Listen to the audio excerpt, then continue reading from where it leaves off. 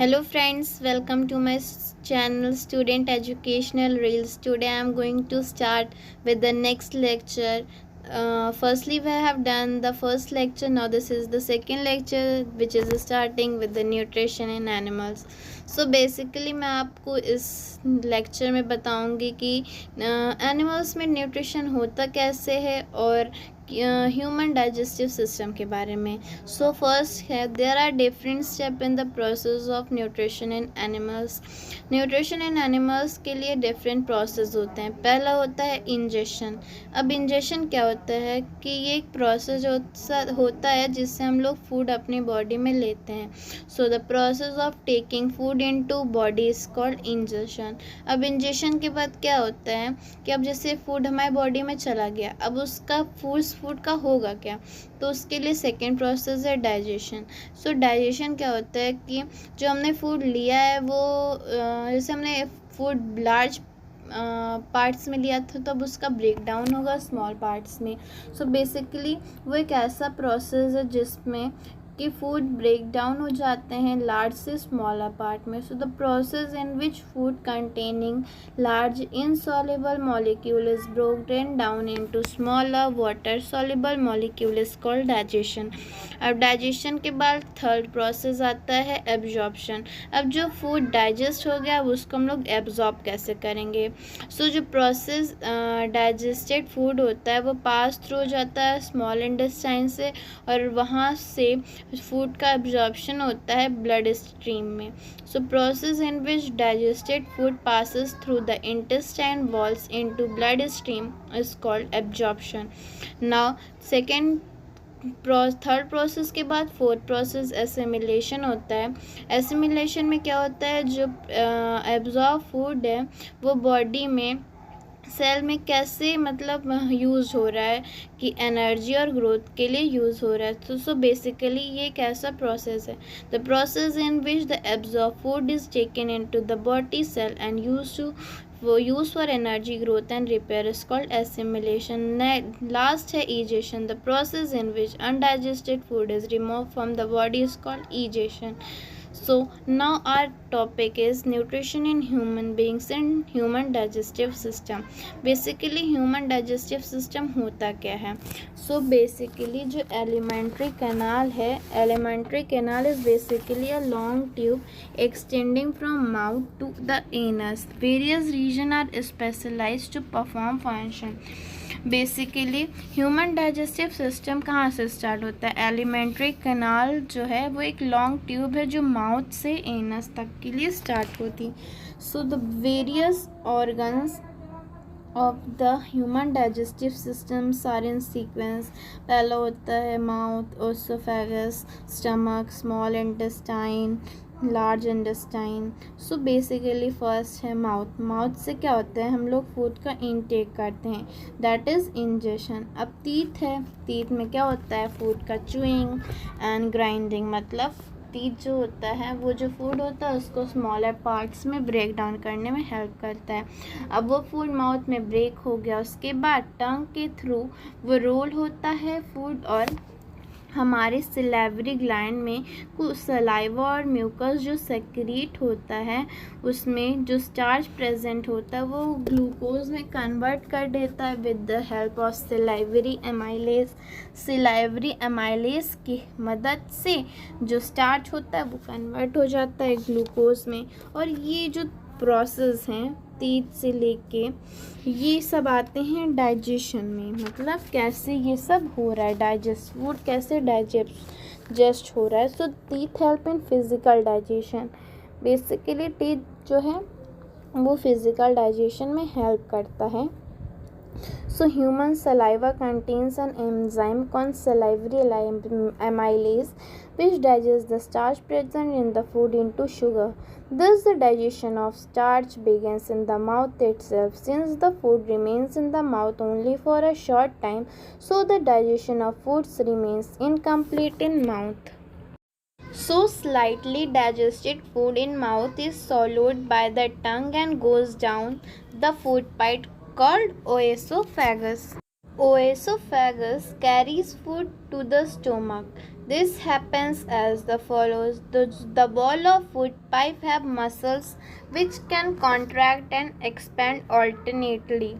And when the slightly digested food enters the food pipe, the wall of food pipe start contraction expansion movement, and the contraction and expansion movement of the walls of food pipe is called peristaltic movement. Basically अब जो food है वो मतलब हमारे mouth से food pipe में चला गया है. तो फूड पाइप में क्या होता है, फूड पाइप को हम लोग वैसे ओएसोफेगस भी बोलते हैं.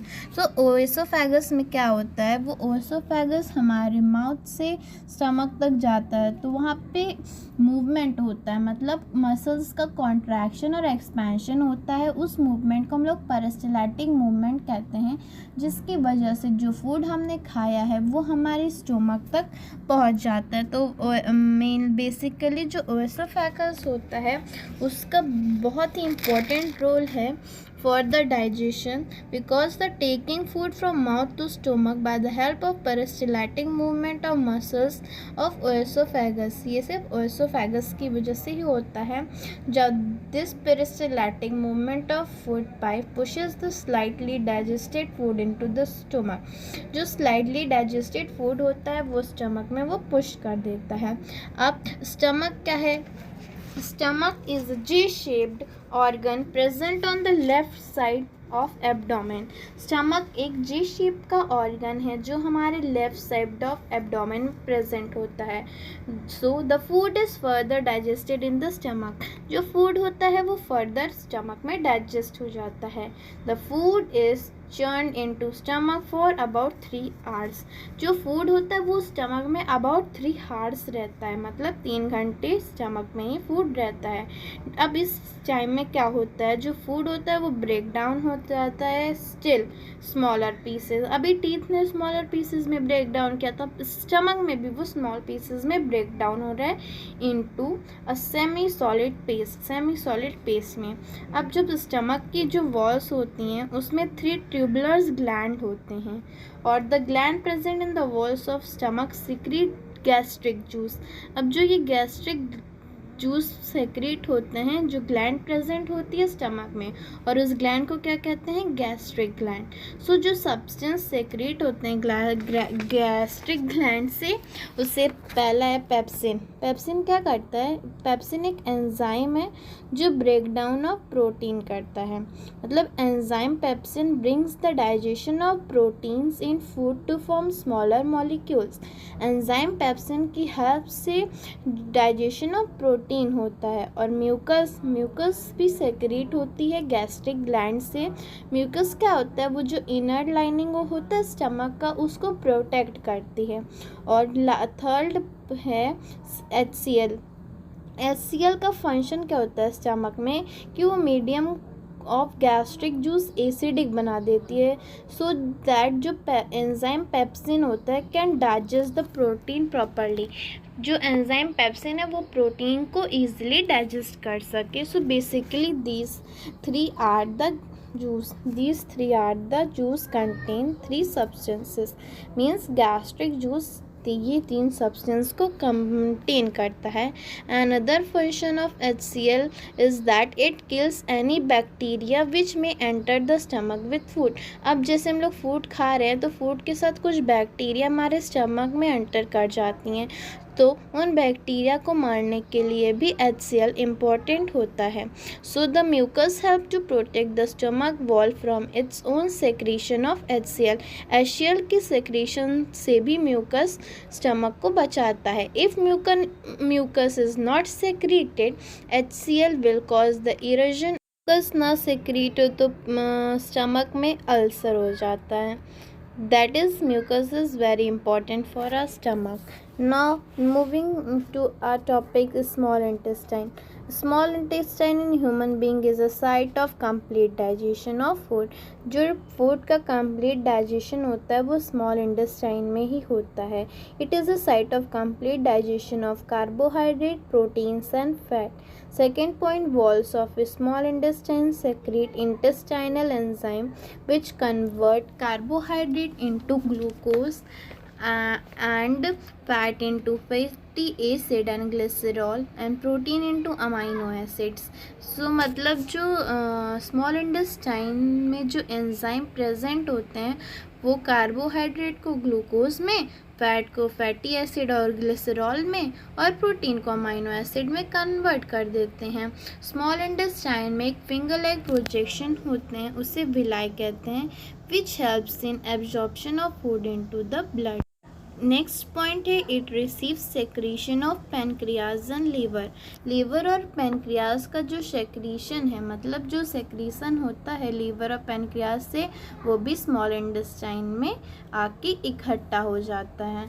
नाउ अब हम लोग अपने नेक्स्ट टॉपिक पे चल रहे हैं, that is large intestine, rectum और एनस। अब जो फूड का कंप्लीट डाइजेशन हो गया है तो अब जो फूड है वो अब स्मॉल इंटेस्टाइन से लार्ज इंटेस्टाइन में जाता है। सो the small intestine leads to the large intestine which has a wider diameter but is shorter in length. It has 3 parts. जो large intestine होते हैं उसके 3 part होते हैं। एक होते हैं caecum colon, that is absorption of water होता है। सेकेंड होता है रेक्टम। रेक्टम में क्या होता है, it holds undigested matter prior to defecation. Defecation के पहले जो अनडाइजेस्टेड मैटर होता है वो रेक्टम में स्टोर हो जाता है। उसके बाद rectum is a short tube. Rectum एक शॉर्ट ट्यूब होती है जो ओपन होती है आउटसाइड थ्रू द एनस, मतलब आउटसाइड जो सेमी सॉलिड पेस्ट है वो हमारी बॉडी से आउटसाइड हो जाता है through the anus, that is the last part of digestive system is anus. So basically there we have learned that the digestion is starting from mouth, then teeth, then tongue, then esophagus, then small intestine, then large intestine, then rectum, then anus. So this is the basically a chart for the human digestive system. Thank you.